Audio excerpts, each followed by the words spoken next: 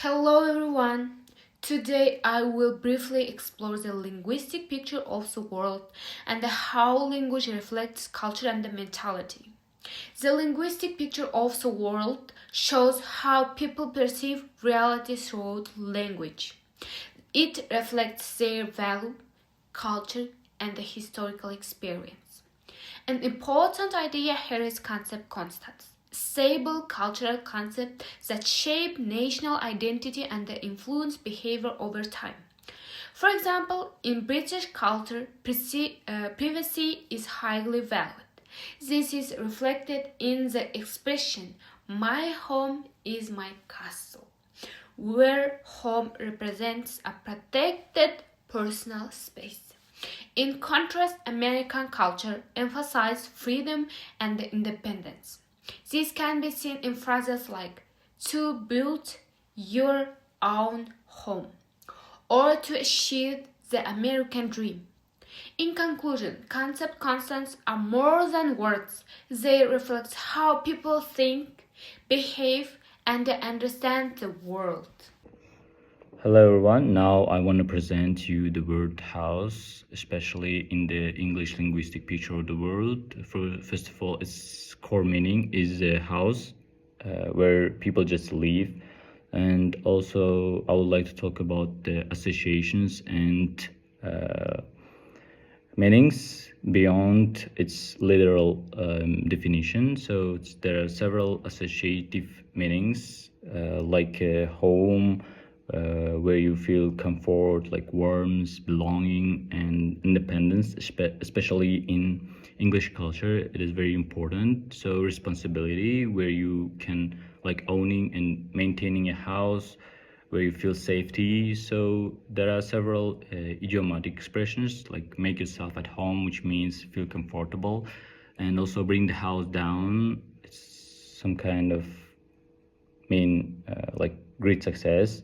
Get your house in order, which means organize your life. So in conclusion, I would like to say the word house has like not only physical meaning, it's also reflects to cultural values such as comfort, individuality, and emotional security. Hello everyone, I'm excited to present about language, perception, and the language acquisition. First of all, language strongly influences how we perceive the world. According to linguistic relativity, people see reality differently depending on their language they speak. For example, some languages have many words for snow, which means speakers notice difference more precisely. Language also shapes categories. For instance, in English, time is often described as something linear, spent time and waste time, which reflect a practical mindset. Next, how do new language emerge? New language develops through social interaction, cultural contract, technological change, globalization. For example, English has absorbed words from many languages, creating a dynamic and evolving system. And how do children learn language? Children learn language naturally through imitation, interaction, and exciting and context. They also learn pragmatics, meaning how to use language appropriately in different situations. For example, a child learns that speaking to teacher requires more formal language than speaking with their friends. Hi everyone, today I am going to tell you about multilingualism.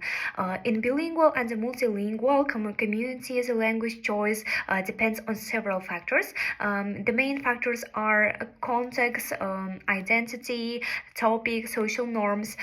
For example, a student in Kazakhstan may speak Kazakh at home, Russian in daily communication, and English at university. This phenomenon is called code switching, when people switch between languages depending on the situation. Understanding these factors helps avoid misunderstandings in intercultural communities. For instance, direct communication in American culture may be seen as rude in more indirect cultures. To sum up, language is not only a communication tool but also a reflection of culture, identity, and a worldview.